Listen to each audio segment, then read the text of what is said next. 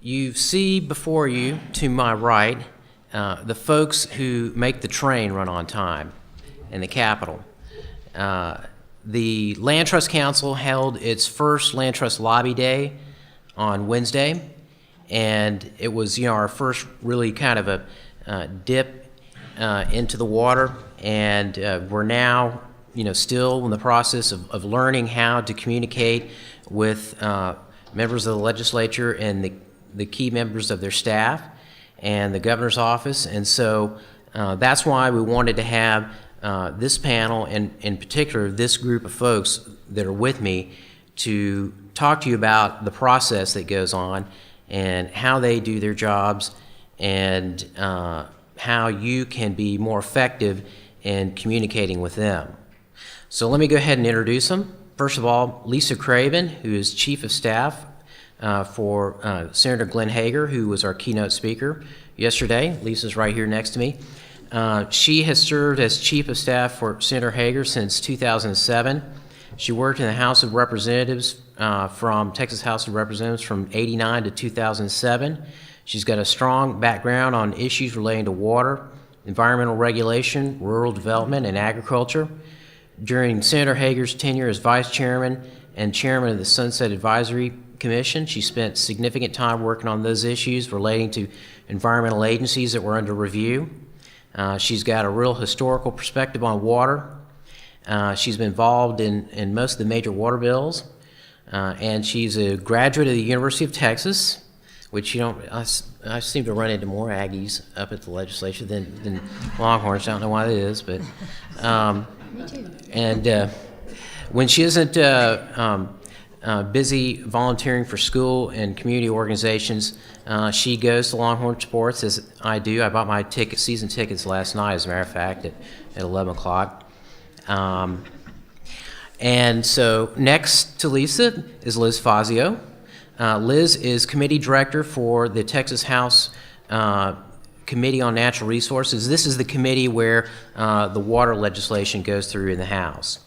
And Liz is currently the committee director, and she's been instrumental in the development of legislation to finance state water plan and provide water for Texas. She held a series of meetings this summer talking to folks in the water industry, water agencies, about how we might come up with some better solutions for funding water projects in the future.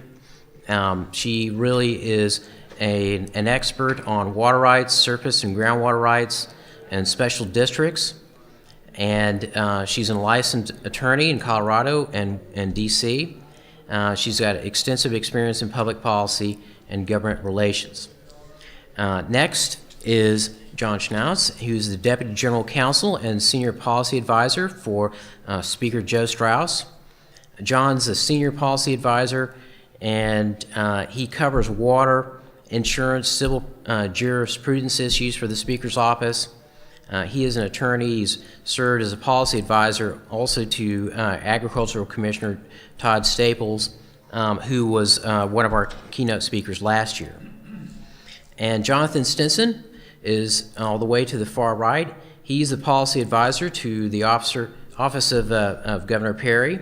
He joined the office, the governor's office, in 2012 as an advisor on the Office of Budget, Planning, and Policy. And he covers policy issues such as water, parks and wildlife, and agriculture. And prior to working at the governor's office, he worked for 10 years in the Texas State Senate. So you can see it's a group of folks who are right in the thick of everything that's going on, particularly with water legislation. And so I just wanted to start off with Lisa and ask you a question that hopefully y'all can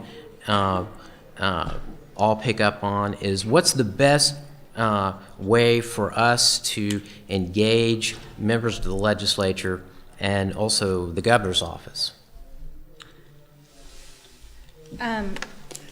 I think my best advice would be to start that process early, even before the legislative session begins, and try to develop those relationships with the members and the staff in advance of the legislative session. I mean, I think we'd all agree that we are busy all the time, but we are crazy busy when session is going on. And so, if you have that relationship and you can send an email or a phone call during session to say, hey, this is coming up, or is this something I should be concerned about?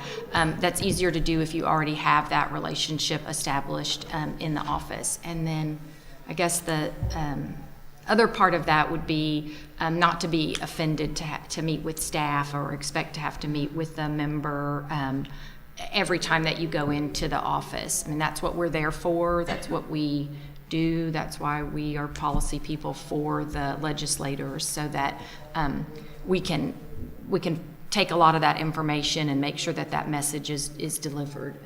That's our job. We like doing it. We don't, it's not an inconvenience to us, and that's how we learn about issues as well. So, what, Liz? I completely agree with Lisa. I think that just trying to schedule time ahead of time. Don't be afraid to call and just ask for our email and send us an email and try to set up a time to meet. I think that the Committee on Natural Resources and Senator Hegar's office, our offices are on hallways, so it's really easy and tempting to drop by, and that's fine. Our doors are open at any time, but it's hard for us to be able to manage you dropping by and the next 10 people after you. So feel free to come and drop by. Again, our doors are open, but grab a card, ask if we're available, and if we're not, please come back or please send us an email or a phone call. Email is really good for me because it's an easy way to track who I've gotten back to and who I haven't. So more than happy to hear from you all. Again, emphasizing that before session has started, but knowing that we all do not always have that luxury. It's okay. So we're not saying don't come from now until May 31st. We do want to see you between now and May 31st. Just be patient with us as we work through the list of people that we are meeting with and issues we're addressing.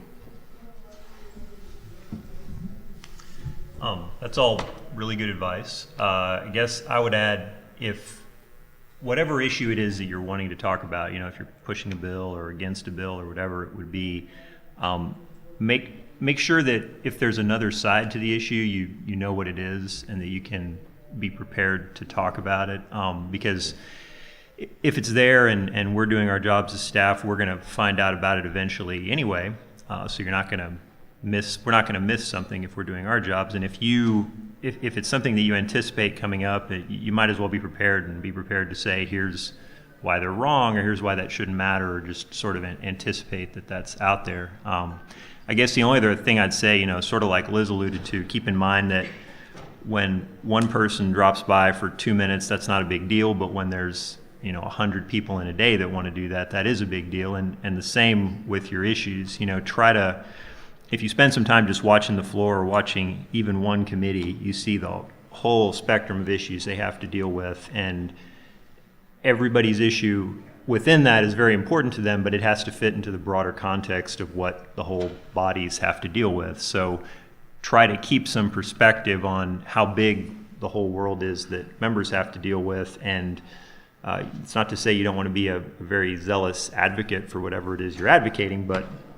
if you don't feel like you're getting quite the attention that you think your issue deserves, keep in mind it's probably not personal. It's probably just that there's 100 other priorities that day or that week. So. And I guess I would just piggyback on what everybody said. While I'm somewhat of a new addition to the governor's office, my perspective this session and appreciation for the role of the governor's office is somewhat changing right now. So when we hear from constituents, again, it is vitally important for your issues to be discussed over the interim while the legislators are having interim committee hearings over your specific issue, whether it's endangered species or the habitat conservation plans moving forward. And so they're focused on that issue and can really absorb your perspective during testimony when they're out in the communities, or whether it's a hearing at the Capitol in Austin.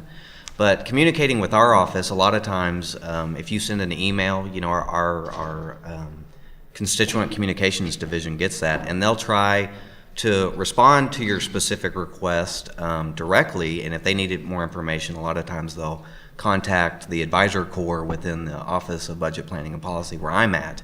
And so sometimes we'll reach out to y'all to try to communicate directly with you on a specific issue. But all that said, in the 140 days of the legislative environment, a lot of times the governor's office is tapped at the end of the process, because after the 140 days, the governor still has a remaining 20 days of the veto period. The governor has 20 days after a bill is finally passed through the legislative body to either sign, not sign, or I'm not allowed to say the V word. You already did. But during that period, put his final opinion on the bill. So what a lot of my colleagues have said is a lot of times we hear from stakeholder groups at the end of the process saying, we hate this bill, y'all got to do something now. And so we try to communicate with y'all now. You need to engage your legislators during the process. Don't let the process get to the final point and then say, man, this is a terrible bill, because we're going to say, what communication have you had, with the members or the leadership on that? So that's just one thing that, echoing everything that they've said in the process that they've suggested, is very important. But that's just our little spin on the back end. Well, Jonathan, as you bring up the interim session, I think a lot of people don't know that much about the interim between the two legislative sessions. And, I've always found that that's really a great time to come in and see people. And, maybe y'all could talk a little bit about that, about what goes on with the hearings and the charges that are developed in between the two legislative sessions, and about the ability of people to come in and engage with you during that time. John, you want to talk about interim charges? Sure. And Yeah, I guess everybody up here would kind of have a little bit different perspective on interim charges, because we all sort of deal with a different part of it. For me, for our office, the Speaker's office, we issue interim charges to members. Committees, it's sort of, it's one of those processes that varies a lot from committee to committee, because ultimately, what committees do with interim charges, how aggressive they want to be with interim charges, how much work they put into interim charges. Ideally, the way that process should work is, sometime after the regular session ends, or if there's special sessions, whatever the case would be, we would start looking for, what are some issues that, sometimes it's things that passed the session that you want to follow up on, but a lot of times it's things that came up in bills but weren't quite ready to be passed, but they deserve a little future consideration. Ideally, the way that process works is the chair agrees, our office agrees, they have a bunch of hearings, everybody sort of comes together, there's some idea of, hey, here's some legislation we could talk about next session. Sometimes that works quite well, sometimes it doesn't.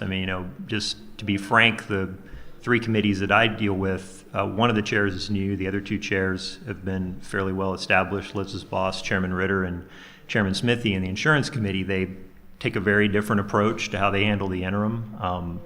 Chairman Smithy he's been chair of that committee, I think, for 20 years, and he sort of has an idea. He does a lot in terms of interim work, but he doesn't do a lot in terms of interim hearings and reports. Liz's boss, on the other hand, does a tremendous job with interim hearings, particularly this time, and it turned out a great report. So that is an important process to be engaged in. Ideally, it's something that if you're having your issues discussed at that point, you have a real leg up on the next session. Whether it really works or not, it all kind of comes down to what the member's interest is ultimately. But it's a good thing to be involved in.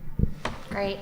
I want to take a moment and just step back a little bit and maybe say some things that you already know, but just to be clear, the Texas legislature is a part-time legislature, which means they meet once for 140 days every other year, and it's an odd-numbered year. The other year and a half is the period where we're doing these studies and the interim, during the interim, and that's referred to the interim as the interim. So once interim charges are given to us, those usually, session typically ends around the end of May, and then sometime in late summer, early fall, we'll receive our interim charges. The Committee on Natural Resources, the last 2 interims, has had somewhere around 4 to 5 interim charges. So in the spring that following year, we will begin to have hearings on the issues of those interim charges. So for example, this last year, we had interim charges on the drought and water and energy. That's just 2 examples. And so we began having hearings in November on drought, and we had them again in March. And actually, we considered drought issues throughout all of our hearings. But we had another hearing in March, and then we had another hearing in June, and took up all of the issues. And then the rest of the time is really compiling what we've done from those hearings. And we ask for written testimony and public testimony to help us get there. Our report is based off of what people have come and told us. So that's where you can be really helpful and be very good advocates for your cause or educators to the legislature, because we tend to put both sides of the story in that overall document. And the document is published sometime before the legislature starts. And this year we published ours in January of this year. So, Yeah. And the only other thing that I think I would add from the perspective of a individual member's office is he sits on, or each member sits on a lot of different committees. So they're going to have a lot of different interim charges that they're going to be dealing with. And that's an important part of the interim for the legislators, is doing their research, educating themselves and attending those hearings and participating on behalf of their constituents. The other part of the interim that's important for the legislators is that is their time to be in the district. And so for my boss in particular, that is the time that he is traveling in the district and attending events and also having meetings at his district office and also at the Capitol office, just not as much because he is a farmer and that's what he is doing when he's not in the legislature. So he tends to stay kind of close to home so that he can be out at the farm as much as possible and also have those meetings and fulfill that duty as well. But I would encourage you to take advantage of those events that your legislators are at and use those as opportunities to introduce yourself and introduce your issues to them.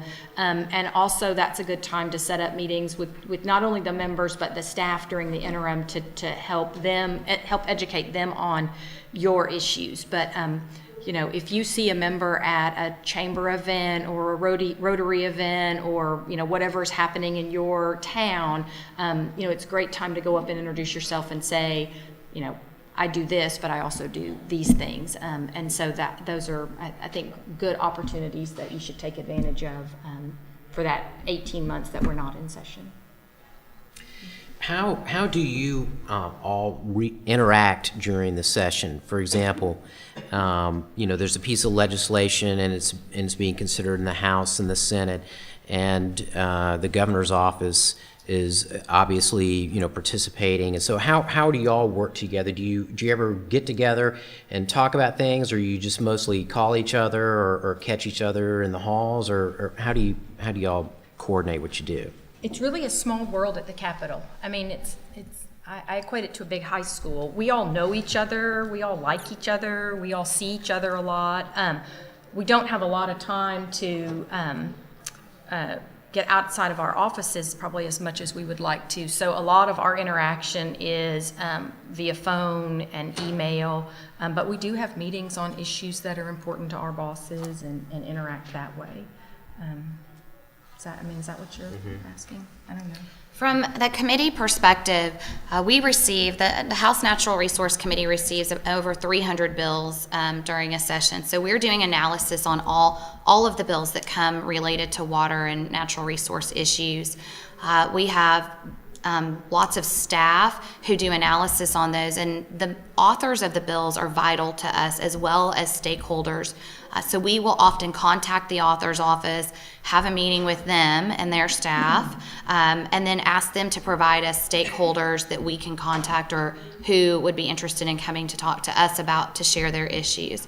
So I think in the Senate, actually, they may do work groups at the committee level where the staff for the members who sit on the committees will get together at the beginning of the week and talk about all of the bills that may be coming up for a hearing, and do it that way. We send out, on the House side, we just send out paper information. So that brought up something I took a note to, which was white sheets are really helpful to us. Short summaries of your issue and bullet points are very helpful. And that, by white sheet, I use that term now to mean an electronic white sheet is just as effective. We have actually, in the House, we are trying very hard to go to paperless so that we can distribute materials more quickly, efficiently, and more cost effectively. And we're in the process of doing that in the committees in the Senate. We're doing an iPad project where all of our committee materials are distributed to us electronically. And so if there's any supporting materials or any of my notes for the senator, I put in an electronic format for him as well. So if I already have it electronically, then that's one less step that I have to scan it in and put it in there for background material for him to read. I'd say coordination varies a lot from bill to bill. You know, there's so many bills that it would be very hard to have everybody who might be interested sit down and vet them all. We'd probably never pass anything. On bigger bills, there's more coordination. I would say, you know, just from our office's perspective, again, because I think we all have a little bit different perspective, you know, people will often visit us particularly concerned about certain bills. They'll say, oh, you know, we have this issue with this bill. Well, the first thing we're always going to ask is, well, have you talked to the bill author about it? And if the answer to that is no, well, that person really didn't do what they should have done before they came and talked to us, because we're never going to get in the middle of an issue that hasn't at least been brought to that member's attention and they've had the chance to do something about it or not. So, you know, that's, from our perspective, that's one of the interaction things we have to be pretty careful about. So, I guess from the governor's office perspective, we proceed cautiously. You know, I don't know what level of coordination there may be on if the governor has laid out certain priorities, whether it be in the state address or has identified them separately or through emergency items. Obviously, we stress communication amongst the advisor corps. We do a bill track on every single bill filed. We try to do an analysis of that bill within a certain very short time frame after it's filed. So we'll reach out and visit with the members' offices, and depending on the complexity of the bill or who it affects, at that point we may reach out to a stakeholder group to just get a sense of where they may be on a piece of legislation. And once the bill moves, then we'll continue to reach out and kind of broaden that perspective to see if there's any sensitivities out there. If we have any sensitivities to it, at that point we try to communicate that early and often to legislators' offices, so that if the bill continues to move through the process and somehow makes it to my boss's desk and we've communicated that we have issues with it, no one's taken by surprise. So that kind of goes back to, even from y'all's perspective, have that open dialogue with folks. Try to keep it succinct to the issues that you're concerned with.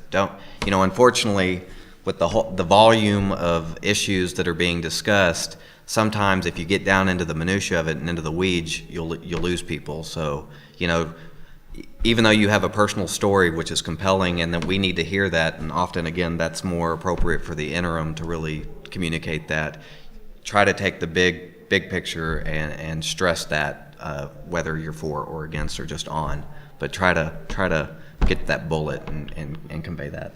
Right. And we're all kind of in session mode right now, so the thing that's helpful to us is if we have a bill number associated with the thing you're talking about. In our office, we track all of those communications, and then they're tracked by the bill number, but then we're also able to pull up for the senator every day there's a bill for him to vote on any communication we've had for or against or on an issue, so that he has an idea of where his constituents are falling on issues. So, I mean, we of course appreciate broad, kind of education things, but if there's a specific bill or issue that's out there, if we had a bill number associated with it, that's the easiest way for us to track things during the session. Does that make sense? Yeah, I've noticed there are a lot of conference rooms in the annex, and you walk by during the session and there are groups of people huddled in them, and I'm always wondering, do you all ever actually, get folks together who are on opposite sides of bill and put them in a room and say, look, y'all got to work something out here? How is that? I mean, do y'all have to actually play kind of facilitator when you have those meetings, or?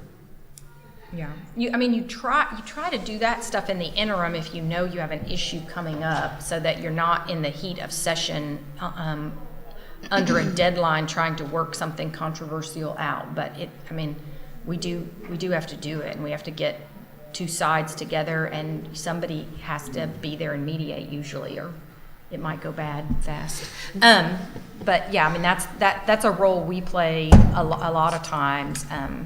But we do try to do it during the interim and not during the session. Thank you, Todd, for that question, because that also hits on one of the notes that I made. If you can come in groups, that's helpful, small groups, because we can schedule those rooms, those small conference rooms, and we'll often do that if a delegation or work group is coming and we know in advance, and you tell us we're bringing 3, 4, 6, 8 people, we'd like to sit down and talk about this with you. We can reserve those rooms and have an hour or 30 minutes or 2-hour discussion on whatever the issue is, typically closer to 30 minutes, 2 hours during the interim. But in the committee, again, because we are managing all of the bills that come into us, we will often set up work groups during the session. And in fact, today we were setting one up on an issue, and we knew who represented both sides, and we said, pick 2 or 3 people from both sides, and we're going to get together the bill author's staff and our staff, and we want to hear you all work this out. So we do that, and we're pretty active about it.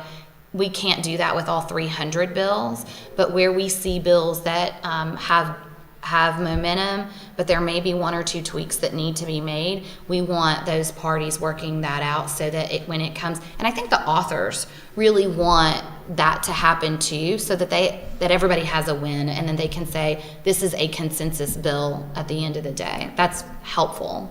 And we try to work that out before we file the bill and give it to her. But sometimes there are things that come up that you don't foresee, that, best intentions. And so that's when we get into those situations during session. Do we have a question? Oh, well, I have one more question, and after we finish with this one, then we'll open it up for some questions.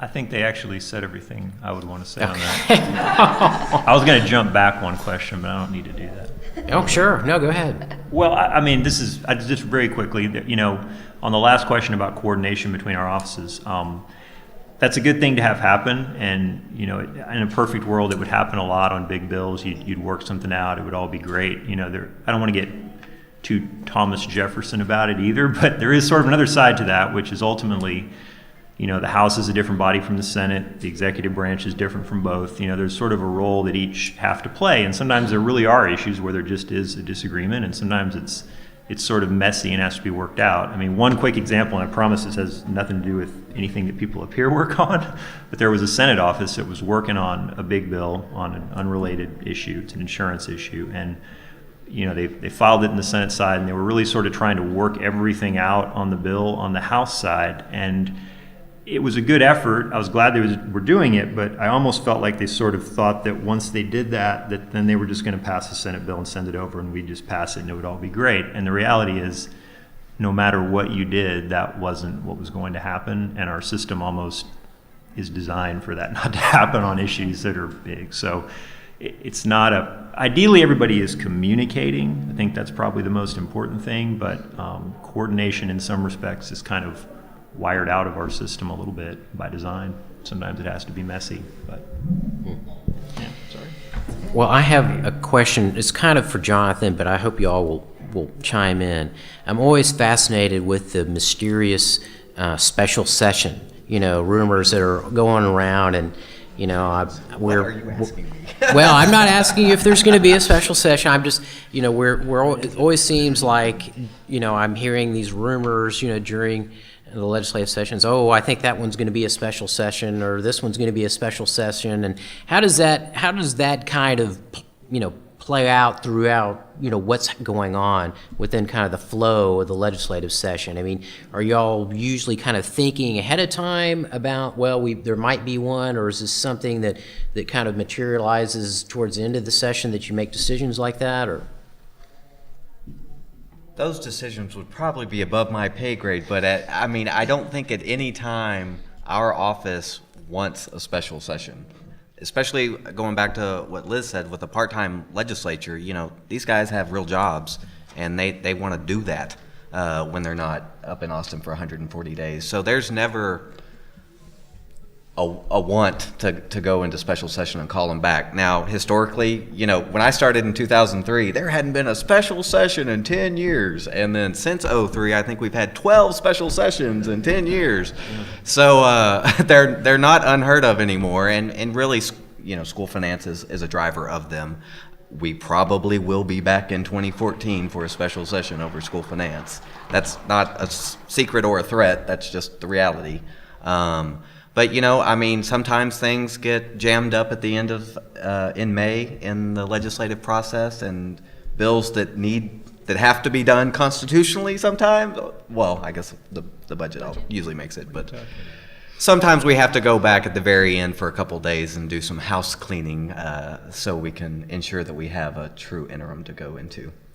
And that process is quite different. The governor actually specifies these are the things that we're going to talk about. Yes, in the session. he identifies what's on the call, and so what issues will be heard. And so other bills can be filed, but unless the governor identifies the issue as one that's going to be heard, even though if the ledge pushes the bills all the way through both chambers and it's not on the call, it's not up for enactment. Interesting. Well, let's open up. There's some folks who've got some questions. Don, you want to? What is the ideal way to introduce legislation? Is it better to have a House bill and a companion Senate bill introduced simultaneously that's exact same verbiage, or do you have another recommendation? We call that the belts and suspenders approach. You don't need a House bill and a Senate bill. What has to happen is the same bill has to pass the House and the Senate. So you can do one or the other. A lot of times people file both a House and a Senate bill, so they have an option of moving one or the other if it gets hung up in one body for a period of time. We're on deadlines, and so it just gives you more options on moving legislation, but you don't have to have both of them. So. And the same one, either the House bill has to pass the House and pass the Senate and be signed by the governor, or the Senate bill has to pass the Senate, pass the House, and be signed by the governor. You can't have a House bill pass the House and a Senate bill pass the Senate, and they somehow meet in the middle. That doesn't work. They have to go all the way through one way or the other. Yes, sir. Jonathan, you mentioned, sometimes that issues don't get addressed by the end of session, and you've all talked about how you've got a short period of time to get a lot of work done. And I think most of the folks in here, understand and respect that. But Texas is only one of 3 states left in the country with a part-time legislature, and and that may make sense for a state like North Dakota, which is one of the other 2, whose entire state population is only about inside of Fort Worth, but Texas is 25 million people, and it's growing, and we've got time-sensitive issues that need to be dealt with. Has there ever been any discussion of becoming a full-time legislature? And second part of that question is, if not, then what is the best way for people in the land conservation community to deal with the time-sensitive issues like drought? Because drought relief is being discussed this year, but if it doesn't get addressed, then we've got 2 more years to wait until and the drought just gets worse. So I'm just kind of curious in terms of what your thoughts are. I guess just from my perspective, I mean, yeah, it's a part-time legislature, but we have full-time state agencies charged with the responsibility of reacting and being responsive to the issues that come up. I mean, Ross is right behind you, and when Endangered Species Act stuff comes up, I mean, the governor's office is full-time. You know, we're there and able to manage the issues that come up during session. Now, if you want to go into the budget conversation about how the budget's, that's completely different, and I know, at least in my brief time up under the dome, there's never really been a active conversation amongst members about going to a full-time legislature. You know, it's been had kind of by stakeholder groups, but you lose part of the balance of having citizen legislators, because you would have to move to a full-time kind of congressman model. And in Texas, we're not overly favor of sometimes, you know, you have people sitting up there thinking of new bills, and I kind of like the pressure cooker of, you know, only the good bills make it. You know, John and I worked for the same member once upon a time, and he says, you know, some people from his district think we should meet for 2 days every 140 years. So. That's all I have to say. Any other questions? Kirby? The sunset process, mentioned agencies, and I know that most of you guys have been through that. That's a totally different process almost than the rest of the legislative process. That's about kind of issue driven. And in terms of that, there are some issues in the conservation communities that come up during that sunset process as part of that. What do you suggest to us in terms of involvement in that kind of, you know, situation? In the sunset process, and there's a lot of opportunity for public participation in the sunset process, and that's something that happens mostly during the interim when the legislature is not in session and they're reviewing those agencies. And for those of you who don't know, the sunset process is it's a agency, I guess a legislative agency primarily, made up of legislators and members of the public that are tasked with reviewing state agencies on a cycle to look at efficiency, duplication of services in delivering agency services. And so each interim, they look at anywhere between 15 to 30 agencies can be under sunset review at a time. And they take them one at a time and look at their essential functions and then make recommendations on how to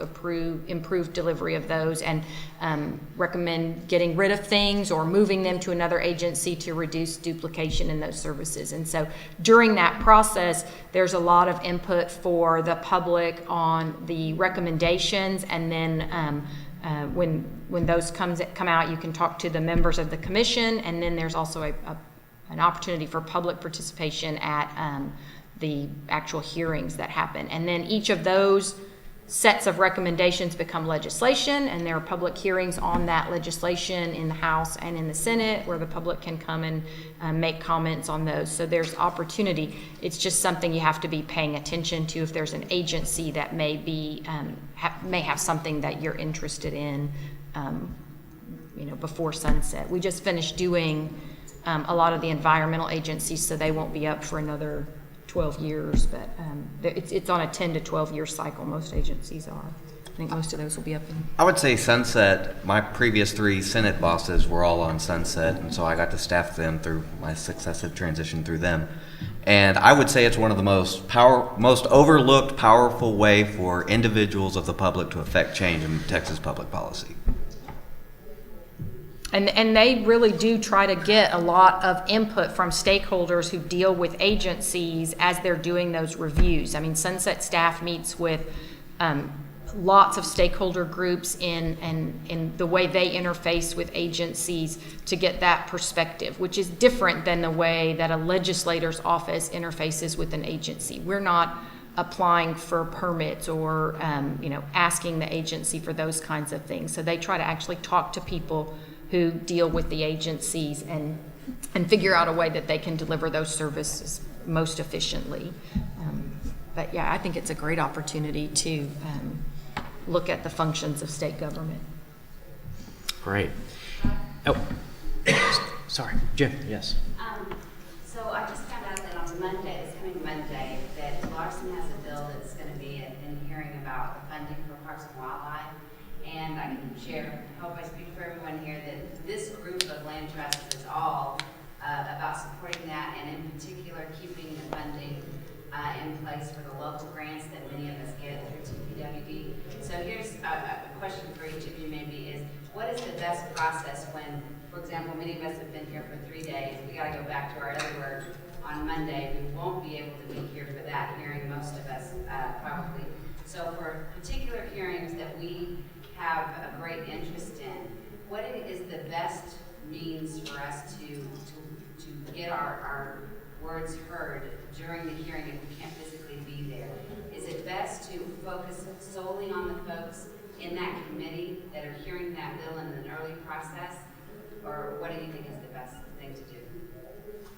That's what I would say. Yes, that's what we are both agreeing on, that focus on when a bill is in a committee and there's a hearing and it's set for a hearing, focus on the committee members that are in that committee, assigned to that committee, and call the committee clerk or director and ask them if you can submit written comments to be distributed to the members, and they will direct you on how best to do that for their committee. There are currently 41 committees in the House, I think, and each committee and each chairman and each clerk of each committee has a different process that they use, but typically they are all very receptive to receiving written comments that can be distributed to the members.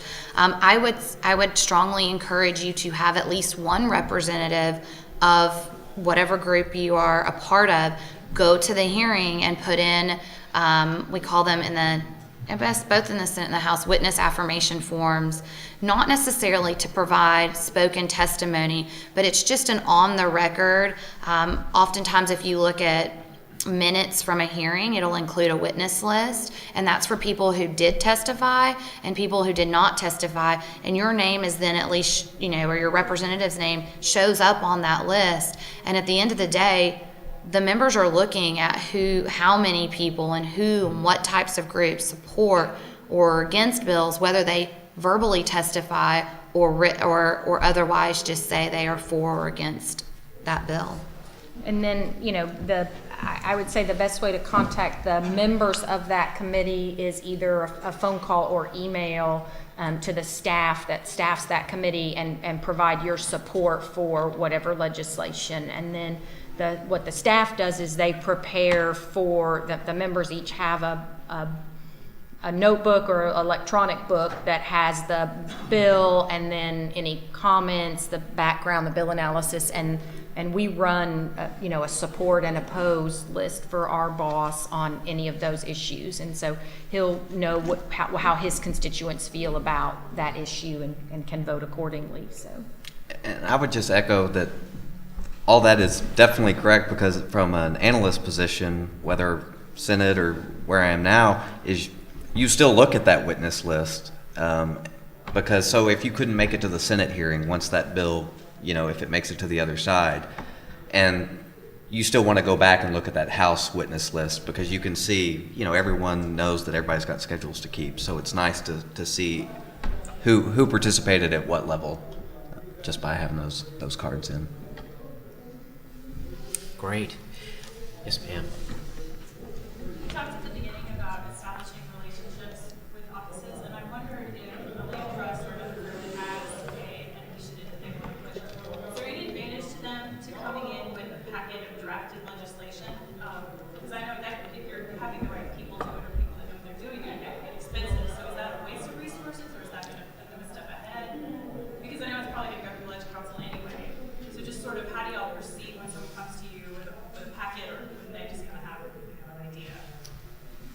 Well, I'm glad you asked that question because that brings me to the conclusion of my checklist.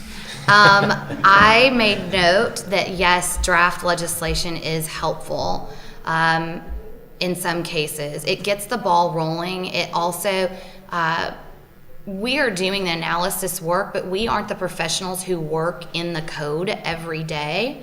So it's helpful for those who do work in the code every day to tell us what problems they're having with the statute. Code is either the water code or government code or whatever respect. So when you bring us that, it's easier for us then to communicate. Yes, it does have to go to final drafting through the Leg Council, but it's easier for us to know exactly what you're talking about, and it helps move that process along a lot faster instead of us trying to explain something to drafters or drafting it for you. If you have that resource, it's very valuable. There's a cartoon that I've seen before that has what the bill as introduced, and it goes through different iterations of it, and what the voters wanted was a simple swing, and what the cartoon shows is they wanted a tire swing, and what the cartoon shows is various versions of a swing, some not even a swing, but that a bill can go through. And so I think the point of it was that what you think is very clear may not be what you're conceptually describing may be very clear to you, but it may not be clear to the author of the bill. And so I think the more detail that you can provide about what you actually want in the code helps move that process along and get that end result right for what you want. The cartoon also shows a stump of a tree, and that is what was actually funded. We won't go there. I would throw in, just because this came up very recently, there is sort of a telephone game aspect to this, which is sometimes you read even a bill that a member files, and you literally have no idea what they're trying to do. You can sort of interpret what it does to the code, and sometimes it's just the member needed to get something filed and they were in a hurry and they just knew they wanted a bill. And I think it's more important. I read a very long version of some statutory language that somebody came up with recently on something that was drafted outside, I don't know by whom. After reading it, I still didn't really know exactly what they wanted to do. I mean, they had this great big long bill, but it would have been much more helpful if they had just said on a few bullets, we want to do this, and then somebody can figure out how to get that drafted into code. So I don't think it hurts, but if the choice is between having some very elaborate piece of legislation crafted that somebody then has to try to figure out, sort of translate and maybe mistranslate, have a very clear concept of what it is you're trying to do, maybe where in the code it is, and then that part's much more important, I think. So, good question. Well, I can attest that we regularly get a bill from our lobbyist, and he sends it to us, and we have a group of like 4 or 5 people. We circulate it, and I'm always hesitant to be the first person to say, "Oh yes, this bill means X," because I'm never quite sure what it means, and so it's kind of a group thing. We all kind of reach some conclusion as what we think it means. And somebody else had their hand up. Yes, sir. The question was about taking testimony on legislation, and I like your comments about the relevancy and methodology that legislators may use to take testimony from state agencies. It seems to me, from witnessing this process, that sometimes your greatest degree of expertise lies in those agencies, yet they seem like they're very hindered in the ability to transfer that knowledge to the legislature. Do you have a recommendation how we might make that process more expedient? Great question. I mean, just to get it started, the trick, is agencies can't lobby legally. Right. That means publicly they can't get up at a hearing and register for or against a bill, or at least they certainly shouldn't. I think everybody here, we all sort of try to find the expertise in an agency and sort of have an idea. You don't want to put them in the awkward position of being against a bill. That's a really tough thing for an agency to do, or being for one, but that expertise kind of has to work outside of what you see in the public hearing process sometimes. and that's what I was going to say, we use the agencies as resources on bills that are up for consideration. If we have a question, because we aren't experts in what every agency does, and so we try to ask those questions about what the real impact of something is, or an explanation on something prior to the committee hearing. So those conversations are happening outside of that kind of public testimony that you see, and that I just call that doing homework. I mean, that's what the members and the staff are doing, is doing their homework and making sure they understand the intent and the effect of the legislation by asking people who would be able to answer those questions. I also think that agencies often are looking for direction from the legislature on how what is the intent of the legislature. So, and that's really how the process should work. Where there is cleanup that needs to be done, we certainly work with them and try to address those issues.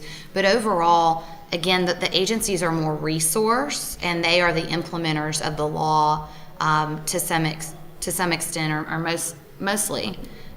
So, and again, that goes back to the lobbying. It's just the structure of government and how it's set up. I will tell you, for our hearings, we work mostly with the Texas Commission on Environmental Quality and the Texas Water Development Board, and they do supply staff at each of our hearings, so that if there is a question about how something is working, my chairman does not have a problem saying, is anyone here who I saw so-and-so from the Water Development Board, come on up and tell us where the statute is, what's the issue here, and provide us your on-the-record resource testimony. And that seems to work pretty well for our committee. Sometimes it's nice when you have an overflow room. That way you can hide in the other room and listen to what's going on, so that they'll see you in the back of the room. But not that I've ever done that. But at any rate, does anybody have any other questions? Oh, last question for Frank. I'm on the board of the Texas Counsel. We don't have any official policy or preference on the water plan, but I'm curious if water can become more engaged in how that's implemented and funded. What's the best way to go about doing that? To reach out to our office and schedule a time with some of your members and sit down and tell us your thoughts on how you think just share information sharing. Implement everything you have learned today. And the hearings have already started for those bills already. Yes. Yeah, I guess that's what I was curious about, the timing of things. First, I've been looking at all the timing is good now. Yes. One last plug on that. I will say, compared to other states, Texas is doing an amazing job at putting information online and available for y'all to search and follow bills through committee processes as they go through each chamber. You can do an alert system to let you know when you need to email Liz that you want to testify or submit a card on a bill. So I invite you to the Texas Legislature online, capital.state.tx.us, texas.gov, can lead you there, because that's a really good resource. And kind of echoing what Lisa and John have also said, the Capitol is like a high school. Sometimes we go into middle school mode. And and it is a game of telephone. So going back to what the gentleman in the back asked about companion legislation, be sure you deliver your message to both chambers the exact same way, because sometimes that tin can and that string going through the rotunda goes a little haywire, and then you have mixed messages meeting in the middle, and that's where my boss kind of sits, and sometimes it's hard to figure out what your concerns really are and how we can address those, because at the end of the day, we want to be there for the membership and help find a win-win. So that's my last little plug. Well, thank you for that. And let me just add, you're absolutely right about that. When I try to get a bill that's in Congress, I can't get it. I mean, it's so much harder to get information about what's going on in the U.S. Congress than it is the Texas Legislature, that it's really, it's kind of, puzzling. I don't really get that. But at any rate, We have had a great panel up here. Thank you so much for taking time out of the busiest part of the every other year for you.